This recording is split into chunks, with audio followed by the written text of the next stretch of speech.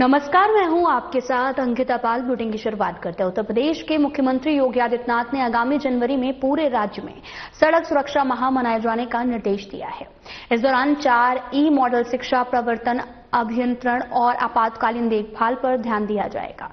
मुख्यमंत्री योगी आदित्यनाथ ने राज्य के वरिष्ठ अधिकारियों के साथ में एक उच्च स्तरीय समीक्षा बैठक की है, जिसमें उन्होंने कहा कि यह अभियान केवल औपचारिकता नहीं बल्कि इसे जन केंद्रित आंदोलन बनाया जाना है। सीएम योगी ने विषय की गंभीरता को देखते हुए आपराधिक आंकड़ों के हवाले से बताया कि नवंबर 2025 तक राज्य में कुल 46,223 सड़क दुर्घटनाएं दर्ज की गई, जिनमें 24,776 लोगों की जान चली गई। उन्होंने कहा, यह आंकड़े बेहद चिंताजनक है।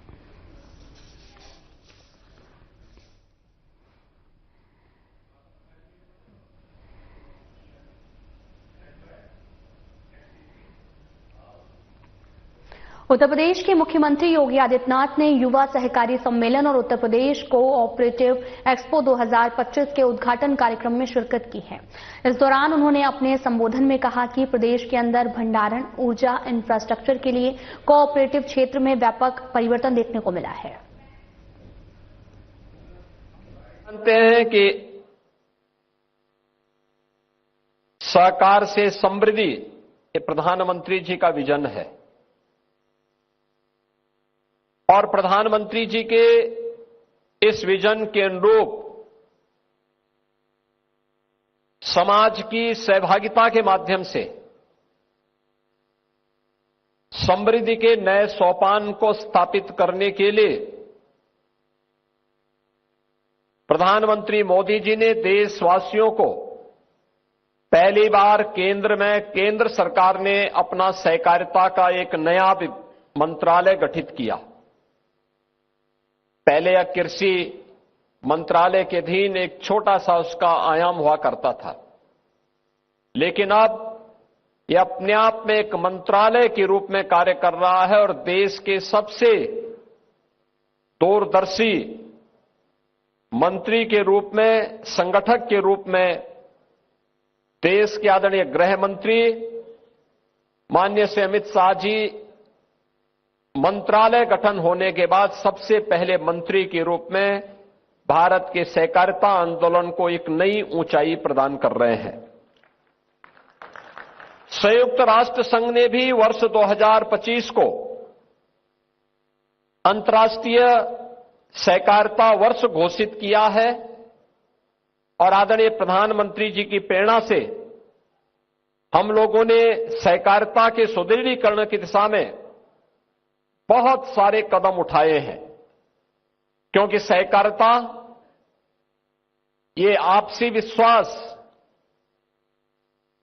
सामाजिक समता और आत्मनिर्भरता की गारंटी भी है। राष्ट्रीय सहकारिता नीति 2025, जिसे आदरणीय प्रधानमंत्री जी ने सहकार से समृद्धि के माध्यम से 2047 तक भारत को एक विकसित राष्ट्र के रूप में स्थापित करना है, यह प्रत्येक भारतवासी के सामने एक लक्ष्य दिया है और दुनिया की 1/4 सहकारी समितियां भारत में, जिनमें 8,44,000 प्लस समितियां हैं, 30 करोड़ से अधिक सदस्य, यह इस पूरी अभियान में एक सामूहिक शक्ति के रूप में अपना योगदान देने के लिए तत्पर है। आपने देखा होगा पिछले 11 वर्ष में हमने बदलते हुए भारत को देखा है। तकनीक का उपयोग करते हुए कैसे हम अपने जीवन को सरल कर सकते हैं, भ्रष्टाचार मुक्त व्यवस्था दे सकते हैं। डिजिटलीकरण, ई गवर्नेंस और पारदर्शी नीतियों में के माध्यम से आज सहकारिता क्षेत्र में भी सुशासन और जवाबदेही सुनिश्चित होने की कार्रवाई आगे बढ़ी है। एमपैक्स के माध्यम से हमारी जो बहुउद्देशीय प्राथमिक ग्रामीण सहकारी समितियां थी, इनके माध्यम से इनकी सदस्यता का विस्तार, इनमें फाइनेंशियल इंक्लूजन को, वित्तीय समावेशन को भी जोड़ते हुए आगे बढ़ाने का कार्य, कृषि और ग्रामीण विकास को इसके माध्यम से आगे बढ़ाने और सहकारिता आंदोलन को और मजबूत इसके माध्यम से प्रदान किया गया है। सहकारिता वर्ष 2025 के अवसर पर उत्तर प्रदेश के अंदर जो पहली बार इतने बड़े पैमाने पे कार्यक्रम हुए हैं, 26 जनवरी 2026 को अंतर्राष्ट्रीय सहकारिता वर्ष का शुभारंभ किया गया। रन फॉर कॉपरेशन में हजारों इस फील्ड से जुड़े हुए लोगों ने इसमें सहभागिता की। 21 मार्च 2025 को Uttar Pradesh state cooperative bank limited के द्वारा एजीएम का आयोजन और स्टेक होल्डर्स को 76 करोड़ रुपए के लाभांश का ऑनलाइन वितरण का कार्यक्रम भी इस अवसर पर यहां पर किया गया। 6 जुलाई 25 को केंद्रीय सहकारिता मंत्रालय के चौथे स्थापना दिवस के अवसर पर 266 ड्रोन दीदियों को भी प्रमाण पत्र वितरित किए गए। 12 सितंबर से 30 नवंबर 25 तक आपने देखा होगा एमपैक्ट सदस्यता का महाअभियान प्रारंभ हुआ, जिसमें 24 लाख नए सदस्य, जिनके माध्यम से 43 करोड़ का शेयर कैपिटल भी प्राप्त हुआ है। इससे पहले माह सितंबर 23 में प्रदेश में पहली बार एमपैक्ट सदस्यता अभियान का आयोजन किया गया। 30 लाख नए सदस्य बने थे, 70 करोड़ का शेयर कैपिटल प्राप्त हुआ था। जिला सहकारी बैंकों में 2 लाख से अधिक बैंक अकाउंट और 550 करोड़ का डिपॉजिट यह आज के दिन पर हमारे पास है। याद करिए 2017 के पहले हमारे डिस्ट्रिक्ट कोऑपरेटिव बैंक की स्थिति क्या थी। 16 बैंक ऐसे थे जो 16 बैंक डिफाल्टर घोषित हो चुके थे। रिजर्व बैंक ने उनके लाइसेंस जब्त कर लिए थे। लेकिन अब उत्तर प्रदेश के कोऑपरेटिव बैंक डिफाल्टर नहीं है। अब ये बैंक बीमार नहीं है, बल्कि स्वयं तो स्वस्थ है ही, बल्कि कोऑपरेटिव से जुड़े हुए अपने सभी सदस्यों को हर किसान की समृद्धि में भी अपना योगदान दे रहे हैं। और अभी आपने देखा होगा शासन की योजनाओं को भी प्रभावी ढंग से आगे बढ़ाने में युवा उद्यमी स्कीम को कैसे आगे बढ़ाया जाना है, अभी इसके माध्यम से भी आपने देखा होगा कैसे ये कार्य हो रहा है।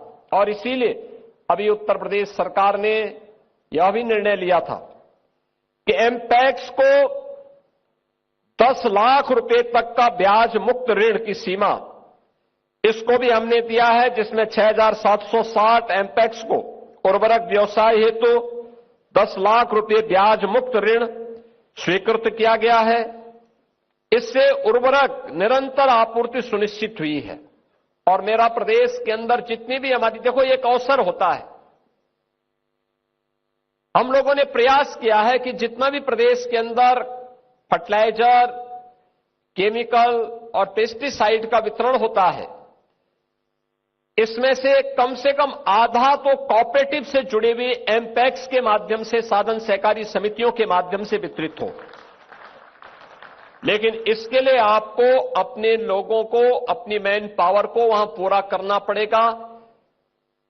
प्रत्येक इसमें अगर आप ये व्यवस्था सुनिश्चित करेंगे तो अन्नदाता किसान आपके साथ जुड़ेगा, आपकी सदस्य संख्या बढ़ेगी। आम किसान का, आम अन्नदाता किसान का विश्वास इसमें आपको सुदृढ़ होगा और आपके शेयर को बढ़ाने में, आपके लाभांश को बढ़ाने भी इससे मदद मिलेगी। एमपैक्स द्वारा 6,400 करोड़ का व्यवसाय किया गया। 191 करोड़ का विशुद्ध मुनाफा भी इसके माध्यम से उनके द्वारा कमाया गया। इस ऋण सीमा को आगे बढ़ाने की दिशा में भी हम लोगों ने कार्रवाई आगे की है। कि अभी तक हमने 10 लाख तक किया है, आने वाले समय में हम इसको 15 लाख तक का गारंटी मुक्त ऋण देने की दिशा में भी कदम बढ़ाएंगे। लेकिन सबसे पहले हमें जो हमारी एमपैक्स में जो रिक्तियां हैं, जो मैन पावर की कमी है, जो कभी कभी हमें दिखाई देती है, इसको पूरा करवाएं और इसको हम पूरा कर लेते हैं तो फिर आने वाले समय में इन चीजों को हमें और आगे बढ़ाने में मदद मिलेगी। 161 एमपैक्स ने जन औषधि केंद्र के रूप में भी सस्ती दवाइयां यानी जेनरिक दवा उपलब्ध करवाने की वहां व्यवस्था की है, जिसके माध्यम से भी 1,86,00,000 रुपए का से अधिक का उन्होंने अब तक व्यवसाय भी किया है। इसके साथ ही प्रदेश के अंदर भंडारण, ऊर्जा और इंफ्रास्ट्रक्चर के लिए भी कोऑपरेटिव क्षेत्र में व्यापक परिवर्तन हम सबको देखने को मिला है। भारत सरकार की जो विभिन्न योजनाएं हैं उनके माध्यम से कोठवा पांडे एमपैक्स ने 1500 मेट्रिक टन क्षमता का गोदाम बनाया है, जो सबसे बड़ा गोदाम के रूप में इस क्षेत्र में मौजूद है। और मुझे लगता है किसी भी कोऑपरेटिव के द्वारा बनाए गए बड़े गोदाम में उसकी गिनती होती है। 25-26 में 24 नए पैक्स के द्वारा भी ऐसे स्टोरेज बनाने की कार्रवाई आगे बढ़ रही है। 502 एमपैक्स में सोलर रूफटॉप पैनल की भी स्थापित करने का कार्य पूर्ण किया गया है। और इस कार्यक्रम को आगे बढ़ाते हुए जितने भी हमारे पुराने और जर्जर वेयर हाउस थे, उनकी मरम्मत के लिए प्रत्येक एमपैक्स को 10 लाख रुपए तक की वित्तीय सहायता, अब तक 70 करोड़ से 980 एमपैक्स को सुदृढ़ीकरण करने का कार्य हुआ है। 25-26 में 30 करोड़ इसमें अतिरिक्त प्रावधान भी हम लोग इसके साथ किए हैं। एमपैक्स के उन्नयन के लिए 800 से अधिक नवगठित एमपैक्स को सरकार के द्वारा वित्तीय सहायता भी प्रदान की जा रही है। 1 लाख रुपए के मार्जिन मनी के साथ 1 लाख रुपए की जो आधारभूत संरचना है, जैसे पीने का पानी, वहां पर शौचालय, फार्मर शेड, कंप्यूटर रैक और अन्य जो भी वहां की आवश्यकता है इसके अनुरूप वहां पर यह कार्रवाई हम लोगों के द्वारा तेजी के साथ आगे बढ़ाने का कार्य भी इसको तेजी के साथ आगे बढ़ाया गया है। और Uttar Pradesh state cooperative bank अब नाबार्ड से ये श्रेणी के बैंक के रूप में अपने आप को स्थापित किया है। इसमें तमाम प्रकार की कार्रवाई आगे बढ़ी है। इस प्रदेश में इसके द्वारा 40 शाखाएं आज संचालित हो रही हैं। अब मैं कह सकता हूं कि हमारे जिला कोऑपरेटिव बैंक की जो 50 जिला कोऑपरेटिव बैंक थे, आज के दिन पे सभी के सभी लाभांश कमा रहे हैं। यानी जो पहले बीमार थे और बाकी भी बीमार होने की ओर जा रहे थे, क्योंकि तो एक वास्तव में एक संक्रमण होता है, एक बीमार होता है दूसरा भी बीमारी की तरफ बढ़ता है। लेकिन जैसे उस बीमारी को समय रहते उपचार कर लिया जाता है तो सारे लोग स्वस्थ हो जाते हैं। ऐसे ही अब उत्तर प्रदेश के सभी 50 कोऑपरेटिव डिस्ट्रिक्ट कोऑपरेटिव बैंक आज के दिन पर लाभांश कमा रहे हैं। और हम लोगों ने 1 डिस्ट्रिक्ट 1 बैंक 1 कोऑपरेटिव बैंक की इस परिकल्पना को भी साकार करने की दिशा में कार्रवाई प्रारंभ की। बलरामपुर में एक नया जिला कोऑपरेटिव बैंक के गठन की कार्रवाई आगे बढ़ चुकी है।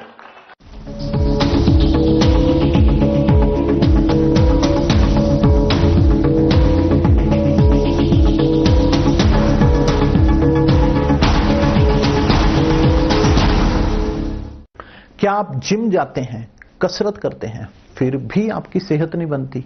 काजू बादाम किशमिश मेवे प्रोटीन के डिब्बे खाते हैं फिर भी कुछ असर नहीं होता, तो इसका मतलब है आपका पाचन तंत्र खराब है। और जब तक के पाचन तंत्र दुरुस्त नहीं होगा, आप जितना मर्जी अच्छे से अच्छा खा लो, आपकी सेहत नहीं बन सकती। इसलिए हमारी संस्था सन्यासी आयुर्वेदा ने एक ऐसी दवा का निर्माण किया है जो कि आपके लिवर, आपके पाचन तंत्र को दुरुस्त करने का काम करती है, ताकि आप जो भी खाएं उसका पूरे का पूरा निचोड़ आपके शरीर को लगे, आपकी भूख बढ़े, खाया पिया सही से लगे, नया खून बने, हड्डियों में जान आए, वजन बढ़े और आप मोटे तगड़े खूबसूरत पर्सनैलिटी के मालिक बन जाएं। सिर्फ 655 रुपए की पूरे 1 महीने की दवा होती है और आप इसे घर बैठे 011-45454545 पर फोन करके दवा मंगवा सकते हैं।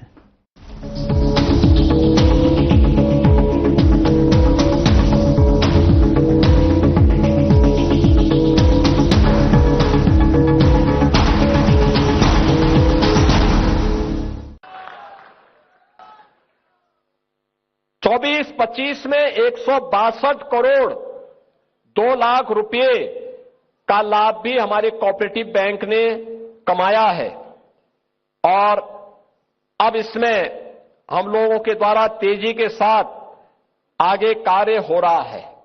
बहनों और भाइयों, अच्छी सरकार आती है, यही होता है।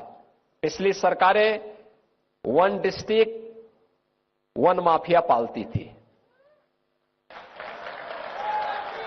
यानी कोऑपरेटिव क्षेत्र तो पिछली सरकारों की माफिया राज के कारण बर्बाद हो गया था।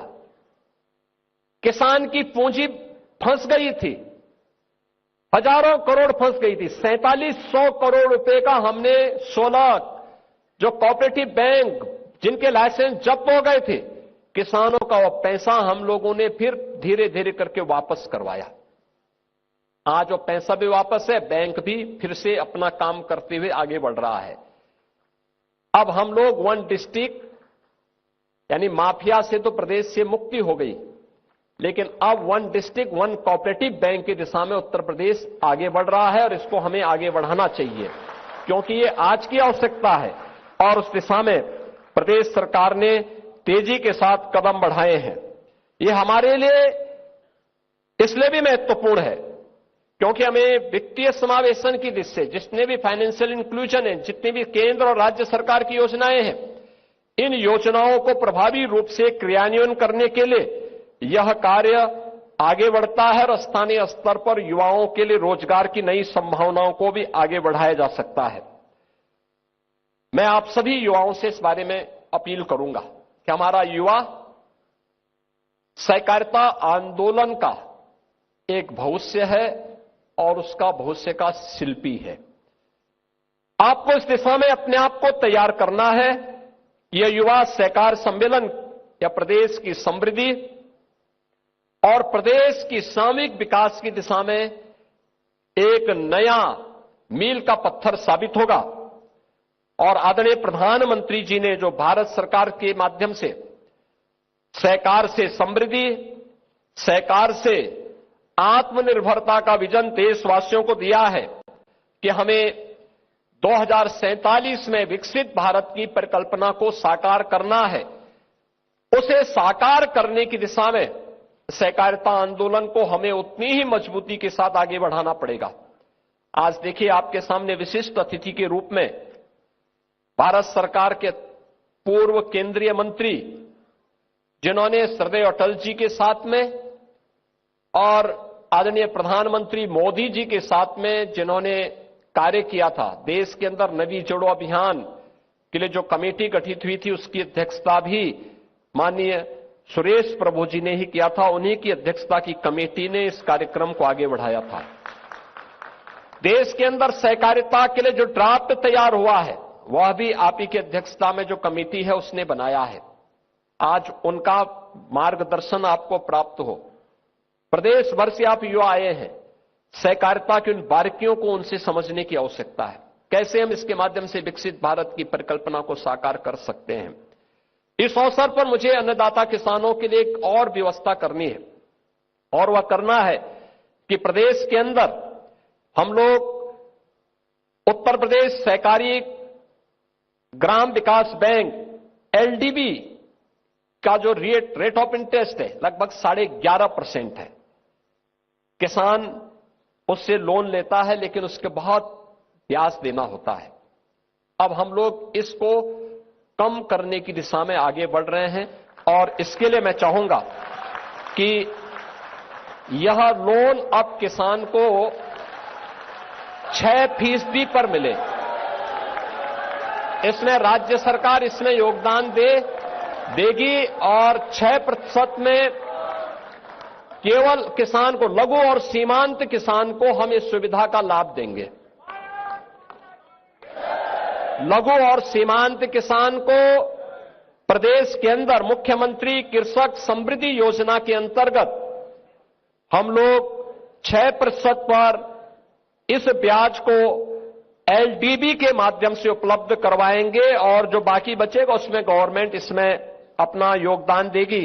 इस विश्वास के साथ मैं एक बार फिर से आज युवा सहकार समिति सम्मेलन के अवसर पर, मैं आप सभी युवा सहकार सम्मेलन के अवसर पर आप सभी युवाओं से अपेक्षा करूंगा कि आप सहकारिता के भविष्य बनकर के उसके शिल्पकार बनने की दिशा में उचित प्रशिक्षण लें, उस दिशा में ईमानदारी पूर्वक उस पहल को आगे बढ़ाएं और टीम वर्क से कैसे परिणाम दिए जा सकते हैं उस दिशा में आप कार्य करेंगे। इस विश्वास के साथ मैं माननीय सुरेश प्रभु जी का और आप सबका हृदय से अभिनंदन करता हूं। धन्यवाद। जय हिंद।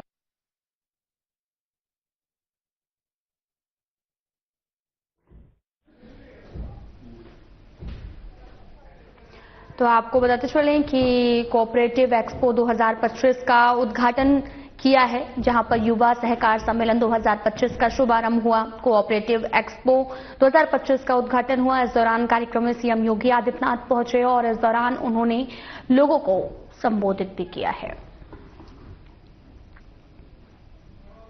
तो तस्वीरें भी आपको दिखा रहे हैं और अभी आपको बताते चलें कि सीएम योगी आदित्यनाथ का संबोधन भी सुनाया, जहां पर उन्होंने अपने संबोधन में प्रदेश के अंदर भंडारण, ऊर्जा, इंफ्रास्ट्रक्चर के लिए कोऑपरेटिव क्षेत्र में व्यापक परिवर्तन देखने को मिला है, इस पर उन्होंने बातचीत की और साथ ही कार्यक्रम को संबोधित किया। कार्यक्रम का उद्घाटन कर कार्यक्रम में शिरकत करने के लिए पहुंचे थे। इस दौरान वो लोगों को संबोधित करते हुए नजर आए और उन्होंने कोऑपरेटिव एक्सपो 2025 का भी उद्घाटन किया। कार्यक्रम में सीएम योगी आदित्यनाथ का संबोधन आपको सुना रहे थे। दरअसल लखनऊ में एक्सपो का आयोजन किया गया था और मुख्यमंत्री योगी आदित्यनाथ ने युवा सहकारी सम्मेलन उत्तर प्रदेश कोऑपरेटिव एक्सपो 2025 के उद्घाटन कार्यक्रम में शिरकत की। इस दौरान उन्होंने अपने संबोधन में कहा, प्रदेश के अंदर भंडारण, ऊर्जा, इंफ्रास्ट्रक्चर के लिए कोऑपरेटिव क्षेत्र में व्यापक परिवर्तन देखने को मिला है।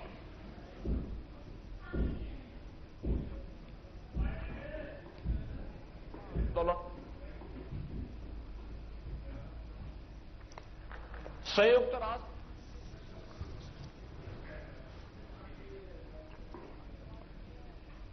तो वहीं यूपी के हमीरपुर जिले में सर्दियों के सितम के साथ ही खेतों में काम कर रहे किसानों में जंगली जानवरों के झुंडों ने दहशत फैला रखी है। हमलावर सियार से लेकर फसलों को नुकसान पहुंचे, वहीं नीलगाय खुलेआम खेतों में घूमते हुए देखी जा रही, जो किसानों के लिए जान के साथ में फसल को नुकसान पहुंचा रहे हैं। जिला मुख्यालय के यमुना नदी और बेतवा नदी के संगम तट किनारे इस समय जंगली जानवरों की चहलकदमी से किसान दहशत में हैं और सियारों के झुंड, नीलगायों के झुंड अक्सर लोगों को दिखाई दे रहे हैं, जिसके चलते किसानों को खेतों में जाने में भी आपको बताते चले कि अक्सर जो है दिखाई दे रहे हैं, जिसके चलते किसानों के खेतों में जाने से डर लग रहा।